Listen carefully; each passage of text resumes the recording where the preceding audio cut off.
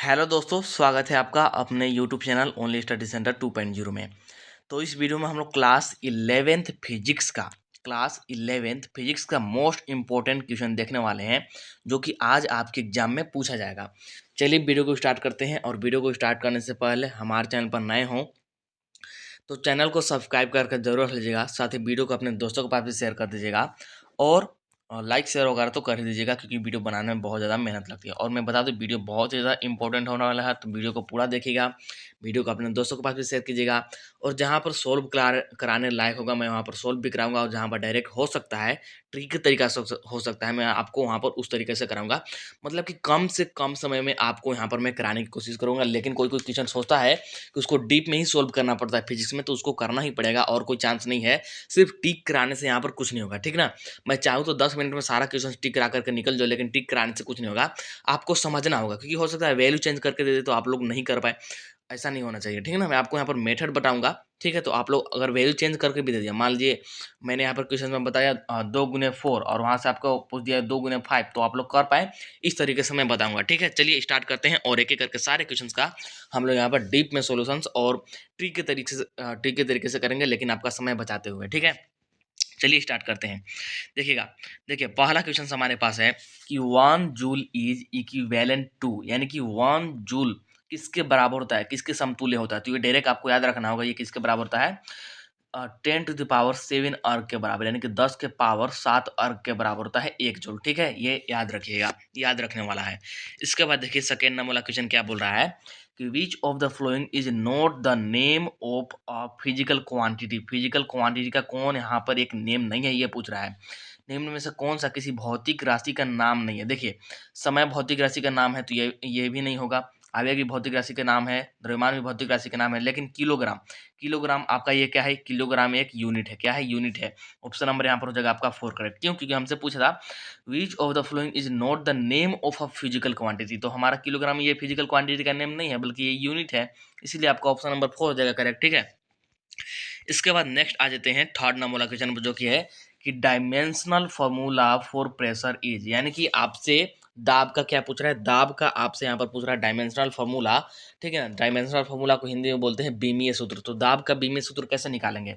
हम लोग जानते हैं pressure is equal to force upon area, ठीक। Pressure is equal to force upon area, यानी कि दाब बराबर बल बटे क्षेत्रफल, ठीक है। और बल का मात्रक होता है न्यूटन, और न्यूटन का हम लोग यहाँ पर लिखते हैं बीमीय सूत्र, जो कि क्या होता है, मेरे को डायरेक्ट याद है, आपको भी याद होना चाहिए। m1 L1 T-2 ये वाला होता है, ठीक है। इसको ऐसे बंद कीजिए। और एरिया, एरिया होता है मीटर स्क्वायर, मीटर स्क्वायर को हम लोग एल स्क्वायर लिख सकते हैं, ठीक है। और ये एल स्क्वायर ऊपर जाएगा तो एल एल के पावर में -2 बन जाएगा, ठीक है। एल के पावर में -2 बन जाएगा, मतलब ये ऐसे हो जाएगा एम एल, और यहाँ पर ये +1 है, ठीक। और ये ऊपर जाकर के -2 हो जाएगा, और यहाँ पर हो जाएगा आपका T-2। और इसको जब फाइनली सोल्व करेंगे तो आपका आ जाएगा एम एल इनवर्स और T-2, ठीक है। इस प्रकार का आपका ऑप्शन कहीं पे देख रहा है का, M L inverse T-2, option number A आपको दिख रहा होगा, ऑप्शन नंबर ए। तो ऑप्शन नंबर यहाँ पर हो जाएगा आपका ए करेक्ट, ठीक है। चलिए आगे बढ़ जाते हैं। आगे देखिएगा यहाँ पर नेक्स्ट क्वेश्चन है, हिंदी में तो मैंने आपको बता ही दिया। फोर्थ नंबर वाला क्वेश्चन देखिए कि the velocity v of a particle at an instant t is given by v is equal to 80 plus bt square, then the dimension of b is। तो हमको b का डायमेंशन निकालना, मतलब कि किसी समय t में एक कण का वेग v दिया जाता है, और v बराबर 80 प्लस बी टी स्क्वायर, इस प्रकार का हमको इक्वेशन दे दिया। तो यहाँ पर हमको b का b में सूत्र बताना। तो ध्यान रखिएगा, इस प्रकार का जब भी आए v बराबर 80 प्लस बी टी स्क्वायर दिया, तो हम लोग इसको ऐसे लिख सकते हैं, v बराबर 80 और v बराबर बी टी स्क्वायर, ऐसे लिख सकते हैं अलग अलग। v बराबर 80 भी लिख सकते हैं, और v बराबर बी टी स्क्वायर भी लिख सकते हैं, लेकिन हमको इससे मतलब है, इसलिए इस वाले क्वेश्चन को लेकर के चलेंगे। तो देखिए इसको ऐसे करेंगे, इसको ऐसे करेंगे, v बराबर जगह हमारा यहाँ पर बी टी स्क्वायर, हमको किसका डायमेंशन निकालना है, b का। तो b को छोड़ करके t को अपॉन में ले लीजिए, तो v upon t square is equal to b। तो b का हमको डायमेंशन निकालना है। और मीटर का क्या होता है, मीटर का होता है, सॉरी, वेलोसिटी का होता है metre per second. Metre per second का अगर डायमेंशन लिखे तो हो जाएगा L T-1, ठीक है, ऐसे। और टी का क्या होता है, टाइम होता है। तो यहाँ पर जाएगा टी का स्क्वायर, और ये ऊपर जाकर के T-2 हो जाएगा, T-2, और यहाँ पर ऑलरेडी -1 है, मतलब कि L T-3 आ जाएगा। L T-3 आपको कहीं पर दिख रहा है क्या, L T-3। ऑप्शन नंबर आपको 4 दिख रहा होगा, देखिए यहाँ पर ऑप्शन नंबर आपका हो जाएगा यहाँ पर 4 करेक्ट, ठीक है। हिंदी में मैंने आपको पढ़ के बता ही दिया। इसके बाद 5 नंबर वाला क्वेश्चन देखिए क्या है कि a runner covers a circular path of radius r in 40 second, his displacement after 2 minutes क्या है 20 सेकेंड इज। तो समझिएगा इसको हम लोग कैसे सोल्व करेंगे। थोड़ा सा नीचे इसको बनाते हैं। देखिए क्या है कि एक धावक मतलब एक कोई दौड़ने वाला है आर त्रिज्या, इसका त्रिज्या कितना है, ये त्रिज्या आर का हमारे पास एक यहाँ पर हमारे पास वृत्ति है। तो एक दौड़ने वाला है मतलब कि एक रनर है, तो एक धावक आर त्रिज्या के वृत्तीय पथ पर एक चक्कर 40 सेकंड में पूरा करता है। मतलब कि इसको एक चक्कर पूरा करने में कितना लगता है, 40 सेकंड लगता है। कितना, 40 सेकंड लगता है। आर त्रिज्या का हमारे पास वृत्त है और इसको एक चक्कर पूरा करने में 40 सेकंड लगता है। तो 2 मिनट 20 सेकंड बाद उसका विस्थापन कितना होगा। तो समझिएगा, मान लीजिए यहाँ से ये स्टार्ट करता है, यहाँ से स्टार्ट करता है, एक बार चक्कर लगाया 40 सेकंड, 2 बार चक्कर लगाया 80 सेकंड, 3 बार चक्कर लगाया 120 सेकंड, और उसके बाद हाफ बार चक्कर लगाएगा तो यहाँ पर आ जाएगा। यहाँ पर अगर देखा जाए 2 मिनट 20 सेकंड में कितना सेकंड होता है ओवरऑल, तो 140 सेकंड होता है। ठीक, तो ये 3 बार चक्कर लगाएगा तो यहाँ पर पहुंच जाएगा तो 120 सेकंड, और ये हाफ चक्कर लगाएगा तो 20 सेकंड और लगेगा तो यहाँ पर पहुंचेगा। ठीक है, यहाँ पर तो 140 सेकंड में कहने का मतलब है ये ओवरऑल यहाँ से यहाँ पहुंच रहा है, यहाँ से यहाँ। और हमसे विस्थापन पूछा है, विस्थापन हम लोग अंतिम बिंदु और माइनस प्रारंभिक बिंदु करके निकालते हैं। तो हमको ये सिर्फ इन दोनों का हमको निकालना होगा। ठीक है, तो ये आर है और ये भी आर है, तो आर प्लस आर कितना हो जाएगा, आर प्लस आर 2R, यानी कि ऑप्शन नंबर यहाँ पर हो जाएगा आपका बी करेक्ट। ठीक है, समझ गए होंगे। इसके बाद 6 नंबर वाला क्वेश्चन देखिए क्या है कि a body starts at a velocity of 20 metre per second if its acceleration is 2 metre per second square, then velocity of the body after 10 second is. तो देखिए इसको कैसे कैलकुलेट करेंगे, इसको कैसे कैलकुलेट करेंगे, हमसे क्या निकालने के लिए बोला है, velocity of the body after 10 second, मतलब कि वेलोसिटी निकालना है 10 सेकंड के बाद।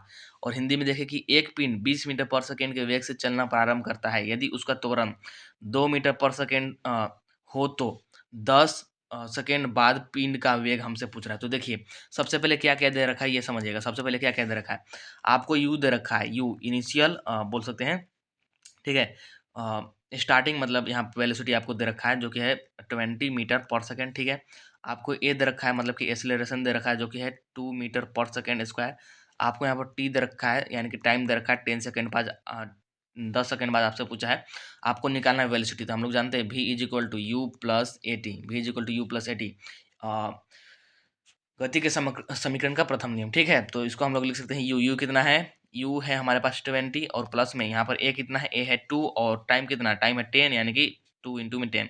तो ये भी 20 ये भी 20 कितना हो जाएगा 40 मीटर पर सेकंड, यानी कि ऑप्शन नंबर यहाँ पर हो जाएगा आपका फर्स्ट करेक्ट। ठीक है, इसके बाद आ जाते हैं 7 नंबर वाला क्वेश्चन जो कि क्या बोल रहा है, the area under velocity time graph for a graphical sorry particle in a given interval of time present. तो इसको अगर मैं बनाऊं तो देखिए इस प्रकार से अगर यहाँ पर बनाए, ठीक है, और यहाँ पर ये हमारा बी है ये हमारा टी है, तो ये हमसे क्या पूछ रहा है कि क्या पूछ रहे हैं यहाँ पर हिंदी में समझिएगा, किसी दिए गए समय अंतराल में किसी कण के लिए वेग समय ग्राफ, वेग समय यानी कि वी टी पूछ रहा है, वी टी, तो वी इंटू टी करेंगे तो ये किसके बराबर आ जाएगा, वेग इंटू समय, वेग इंटू समय, वेग इंटू समय किसके बराबर होता है, ये होता है हमारा विस्थापन के बराबर। किसके बराबर, विस्थापन यानी कि डिस्प्लेसमेंट के बराबर। ठीक है, ठीक है, डिस्प्लेसमेंट के बराबर, यानी कि ऑप्शन नंबर यहाँ हो जाएगा आपका 4 करेक्ट। ठीक है, ऑप्शन नंबर हो जाएगा 4 करेक्ट, यानी कि विस्थापन। हमसे वी टी पूछा था तो हम लोग जानते हैं वी यहाँ पर होता है, टी यहाँ पर होता है, तो दोनों को क्रॉस मल्टीप्लाई करेंगे तो ये हमारा किसके बराबर होता है, ये हमारा होता है विस्थापन के बराबर। इसीलिए ऑप्शन नंबर यहाँ हो जाएगा आपका 4 करेक्ट, यानी कि डिस्प्लेसमेंट। 8 नंबर वाला क्वेश्चन देखिए क्या बोल रहा है, two cars A and B are running at velocities of 60 kilometre per hour and 45 kilometre per hour, what is the relative velocity. क्या पूछ रहा है यहाँ पर देखिएगा, मेन यही है, relative velocity of car A and of car A with respect to car B if both are moving eastward, दोनों ईस्टवर्ड मूव कर रहे हैं ना। और यहाँ पर हिंदी में भी क्वेश्चन देख लीजिए, हिंदी में भी मैं बता देता हूँ कि दो कारें ए एवं बी 60 किलोमीटर प्रति घंटा एवं 45 किलोमीटर प्रति घंटा के वेगों से चल रही है। एक तो इतना से चल रहा है ए वाला और बी इतना से चल रहा है। कार बी के सापेक्ष कार ए का आपेक्षिक वेग क्या होगा, दोनों कारें पूर्व की ओर गतिमान है। समझिएगा, आपेक्षिक वेग जब भी होता है आपेक्षिक वेग, तो या तो जुड़ेगा आपका जो यहाँ पर ये दे रखा है वेग, या फिर घटेगा। अगर दोनों एक ही दिशा में चल रहा है, दोनों अगर एक ही दिशा में चल रहा है, दोनों अगर एक ही दिशा में चल रहा है तो क्या होगा, यहाँ पर माइनस होता है, माइनस होता है। अगर दोनों अपोजिट चल रहा है, एक इधर और एक इधर, या फिर एक इधर और एक इधर, मतलब कि दोनों एक दूसरे का अपोजिट चल रहा है, किधर भी अपोजिट हो, तो क्या होता है वहाँ पर एड होता है। लेकिन यहाँ पर क्या है, दोनों दोनों क्या है, दोनों यहाँ पर हमारे पास पूर्व की ओर गति, और मतलब दोनों एक तरफ ही चल रहा है। मतलब कि अगर यहाँ पर निकाले इसका क्या है आपेक्षिक वेग, अगर आपेक्षिक वेग निकाले, ठीक है ना, अगर यहाँ पर मैं आपेक्षिक वेग निकालूँ तो आपेक्षिक वेग हमारे यहाँ हो जाएगा 60 माइनस में 45, 60 माइनस में 45, ठीक है। 60 माइनस में 45 कीजिएगा तो आपका निकल कर आ जाएगा ये कितना, ये निकल कर आ जाएगा। क्यों? क्योंकि हम लोग ऐसे निकालते हैं, v बराबर लिख सकते हैं v A minus v B, v A minus v B, ठीक है। तो 60 minus 45 is equal to 15 kilometre per hour, ठीक है, 15 किलोमीटर पर आवर, यानी कि ऑप्शन नंबर यहाँ पर हो जाएगा आपका बी करेक्ट, ठीक है। ऑप्शन नंबर यहाँ, सॉरी, ऑप्शन नंबर ए हो जाएगा करेक्ट, यानी कि 15 किलोमीटर पर घंटा, ठीक है। इसके बाद देखिए 9 नंबर वाला क्वेश्चन क्या है कि a particle moves with uniform velocity, which of the following statement about the motion of the particle is true। Hindi में देखिए कि एक कण एक समान वेग से क्या है, सॉरी, एक कण एक समान वेग से गतिमान है, ठीक है। एक समान वेग से गतिमान है मतलब कि वेग नहीं बदल रहा है। तो इस कण की गति के बारे में कौन सा कथन सही है? तो इसका राइट आंसर क्या जाएगा, 9 नंबर वाला क्वेश्चन का राइट आंसर हो जाएगा आपके पास कि इसका त्वरण शून्य है, यानी कि ऑप्शन नंबर हो जाएगा बी करेक्ट, यानी कि इट्स एक्सेलरेशन इज जीरो। क्यों क्यों एक्सेलरेशन जीरो होगा? क्योंकि अगर मान लीजिए हमारा इनिशियल जो वेलोसिटी है u is equal to u ही है और v इज इक्वल टू भी यू ही है, क्योंकि हमारा वेलोसिटी तो बढ़ घटना ही है और हम लोग जानते हैं acceleration is equal to v minus u by t होता है, v minus u by t. तो इसको घटाएंगे तो जीरो आ जाएगा, जीरो अपन कुछ भी करेंगे तो जीरो ही आएगा, तो यानी कि इट्स एक्सेलरेशन इज जीरो, ठीक है। इसके बाद देखिए 10 नंबर वाला क्वेश्चन कि free fall of an object in vacuum is a case of motion with. निर्वात में किसी पिंड के स्वतंत्र पूर्वक गिरने की घटना निम्न में से किस प्रकार का प्रकरण है? तो इसका राइट आंसर क्या जाएगा, इसको हम लोग बोलते हैं एक समान त्वरण, यानी कि एक समान त्वरण से गिरेगा गिरेगा यानी कि यूनिफॉर्म एक्सेलरेशन से गिरेगा। ऑप्शन नंबर हो जाएगा आपके यहाँ पर बी करेक्ट। इसके बाद 11 नंबर वाला क्वेश्चन देखिए कि a body start from a point A travel to a point B at a distance of 1.5 kilometer and returns to A if he takes 1 hour to do so, his average velocity is। एक लड़का बिंदु ए से चलना शुरू करता है 1.5 kilometre की दूरी पर, एक बिंदु बी तक जाता है और वापस ए पर आ जाता है। यदि उसे ऐसा करने में 1 घंटा लगता है तो उसका औसत वेग। बहुत सिंपल है। ए कोई पॉइंट है, एक बी कोई पॉइंट है। एक लड़का ए से बी तक जाता है जो कि 1.5 किलोमीटर है। ए से बी तक पूरा दूरी कितना है, 1.5 किलोमीटर। तो ए से बी तक ये जाता है और फिर यहाँ बी से ए आ जाता है, मतलब कि ये पूरा 3 किलोमीटर चलता है, पूरा 3 किलोमीटर चलता है। लेकिन हमसे पूछा क्या, हमसे पूछा है एवरेज ए, एवरेज क्या पूछा है, ए एवरेज, यानी कि औसत वेग पूछा है, औसत वेग। तो औसत वेग इसका जीरो होगा। क्यों? क्योंकि औसत वेग होता है विस्थापन बटे होता है समथिंग, ठीक, विस्थापन बटे समथिंग समझिए। तो विस्थापन इसका कितना होगा, विस्थापन जीरो होगा। क्यों? क्योंकि हम लोग विस्थापन जानते हैं कि अंतिम बिंदु माइनस प्रारंभिक बिंदु, तो इसका अंतिम बिंदु भी यही है ए वाला ही और प्रारंभिक बिंदु भी यही है। शुरू यहीं से किया था और वह आ भी यहीं पर गया, तो जीरो अपन समथिंग करेंगे तो जीरो ही आएगा, सॉरी। तो ऑप्शन नंबर यहाँ पर हो जाएगा आपका बी करेक्ट 11 नंबर वाले क्वेश्चन, ऑप्शन नंबर बी, ठीक है। इसके बाद 12 नंबर वाला, विच of the following is not a scalar quantity. इनमें से कौन सा एक स्केलर क्वांटिटी नहीं है, निम्न में से कौन सी अदिश राशि नहीं है? तो आप लोग जानते हैं आवेश, आवेश एक अदिश राशि नहीं है, ये एक सदिश है, आवेश, इम्पल्स। और आप लोग 12th में इसको फर्स्ट चैप्टर में ही पढ़िएगा, ठीक है, इलेक्ट्रिक चार्ज एंड फील्ड में इसको पढ़िएगा, ठीक है। इसके बाद देखिए 13 नंबर बोला कि a body is travelling in a circle at a constant speed it. और हिंदी में भी एक बार देख लीजिए, हिंदी में कि एक पिंड एक समान चाल से, एक पिंड एक समान चाल से एक वृत्त में गति कर रहा है। इसमें मान लीजिए कोई एक पिंड है और एक वृत्त में एक समान चाल से गति कर रहा है, ठीक है। तो इसमें क्या होगा, तो त्वरण अंदर की ओर लगेगा, हमेशा अंदर की ओर लगेगा त्वरण, ठीक है। त्वरण किधर लगेगा, हमेशा अंदर की ओर। और ये आई थिंक एम भी स्क्वायर अपॉन आर के बराबर हो, ठीक है ना, अभिकेंद्रीय बल के बराबर होता है ये त्वरण। तो ऑप्शन नंबर यहाँ पर हो जाएगा आपका फर्स्ट करेक्ट, ठीक है। इसके बाद देखिएगा 14 नंबर वाला क्वेश्चन क्या है, which of the flowing remains constant for a projectile motion. तो प्रक्षेप्य गति के लिए निम्न में से कौन सा स्थिर रहता है प्रक्षेप्य गति के लिए? तो प्रक्षेप्य गति कैसा होता है समझिएगा, यहाँ पर मैं आपको फिगर से समझाता हूँ। मान लीजिए हमारे एक्स एक्सिस, वाई एक्सिस, ऐसे हम लोग ग्राफ बनाते हैं। तो देखिए प्रोजेक्टाइल मोशन में ये हमारे पास ऐसे होता है, मान लीजिए ये होता है हमारा यहाँ पर, इसको मान लीजिए वी एक्स, इसको मान लीजिए हम लोग यहाँ पर वी वाई, ठीक है। और यहाँ पर ये मान लीजिए हमारा एच मैक्स है, एच मैक्स। तो देखिए ये वाला तो हमेशा मतलब कि ये वाला तो बदलेगा, ये वाला बदलेगा, लेकिन ये जो ये यहाँ पर जिसको मैं डार्क कर रहा हूँ, यहाँ पर देखिए जिसको मैं डार्क कर रहा हूँ, कि ये कभी बदल रहा है क्या? ये जो हॉरिजॉन्टल कंपोनेंट है, इसको मैं जो यहाँ पर डार्क कर रहा हूँ, हॉरिजॉन्टल कंपोनेंट ऑफ वेलोसिटी, क्या ये कभी बदल रहा है? नहीं, ये कभी नहीं बदलेगा।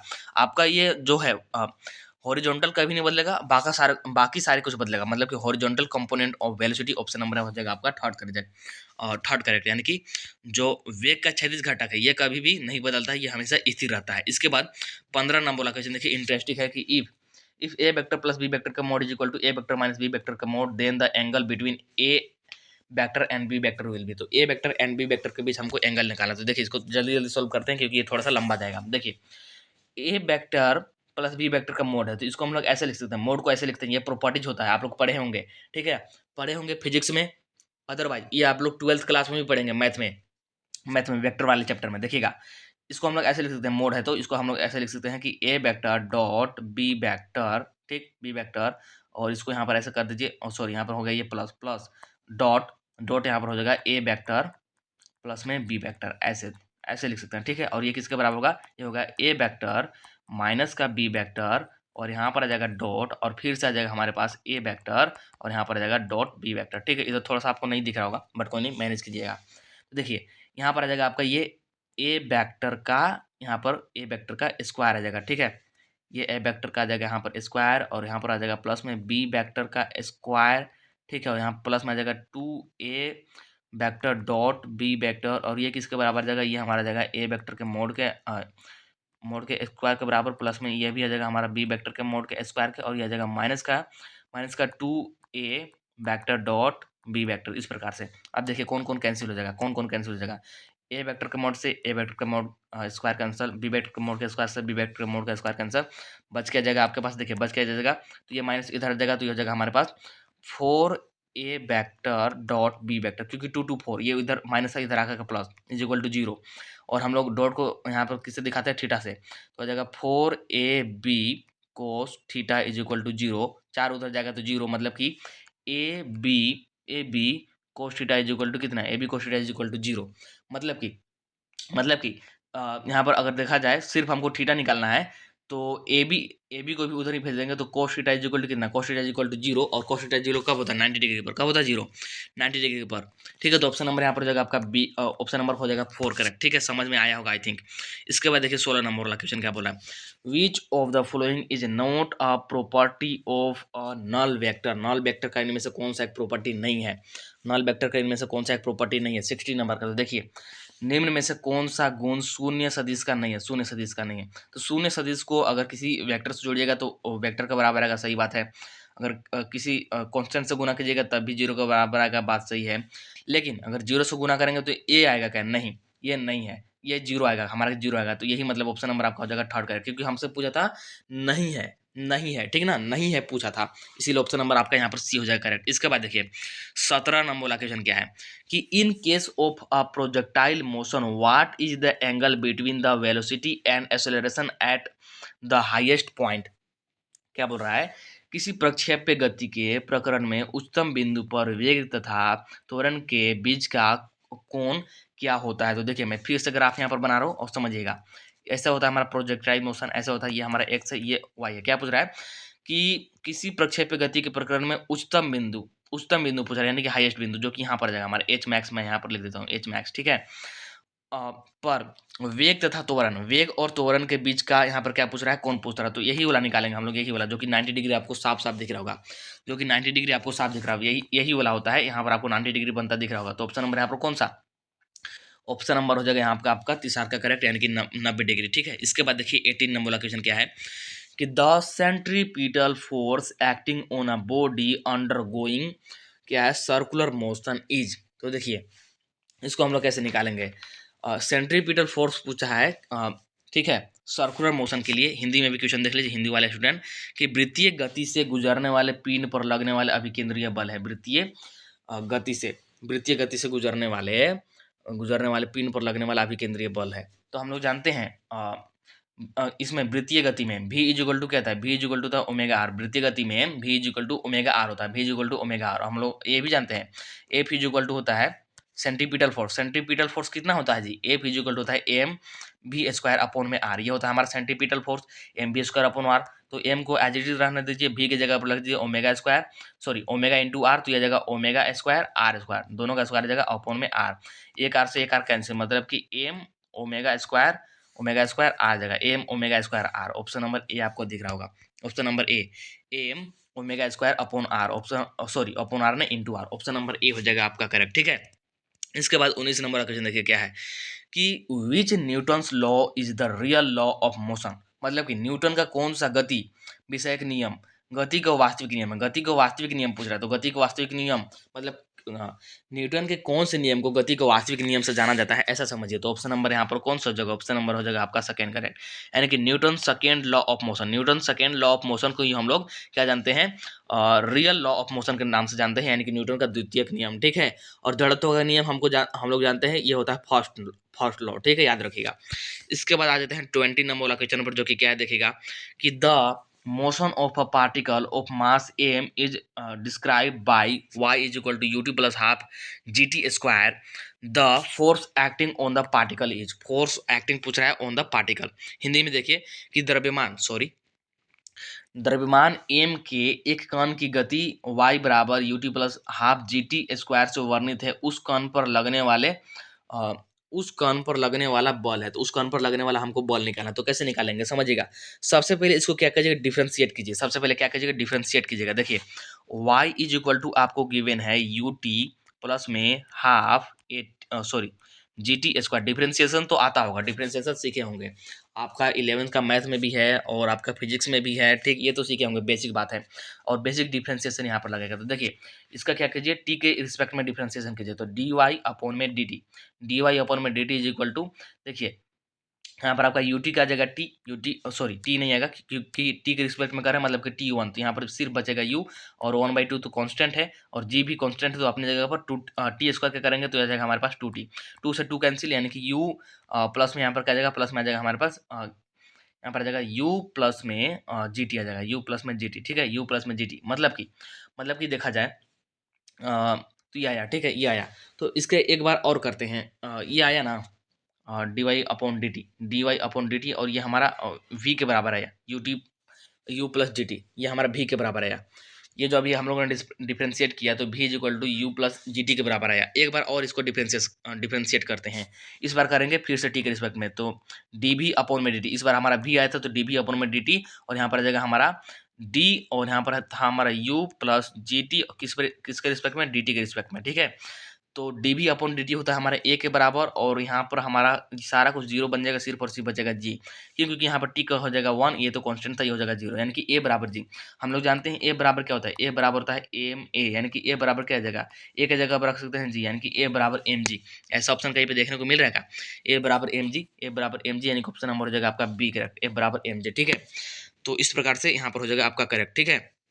तो इस वीडियो में इतना ही रखते हैं, आपको एक सेकेंड पार्ट मिलेगा इसी का सेकेंड पार्ट मिलेगा, क्योंकि अगर 40 वीडियो में एक में ही बता दूं तो फिर आपको बोरिंग लगने लगेगा, मतलब कि 40 अगर क्वेश्चंस एक वीडियो में ही कराऊं तो बोरिंग लगने लगेगा। 20 क्वेश्चन कीजिए, तब तक मैं 20 क्वेश्चन और अपलोड करता हूं, ठीक है। 20 क्वेश्चन कीजिए, इसके बाद 20 क्वेश्चन मैं अभी तुरंत अपलोड कर देता हूँ, उसको भी देख लीजिएगा, ठीक है। इसके बाद और भी अभी फिजिक्स का मिलेगा, बस मैं जितना बता रहा हूँ उतना कर लीजिएगा, आपका अच्छा से अच्छा मार्क्स आएगा, बिलीव मी, ठीक है। तो चलिए इस वीडियो में इतना ही रखते हैं। आई थिंक वीडियो पसंद आया होगा, तो वीडियो को लाइक कर दीजिएगा, चैनल को सब्सक्राइब कर रख लीजिएगा। चलिए मिलते हैं नेक्स्ट वीडियो में, see you in the next video, tata bye bye इस वीडियो में।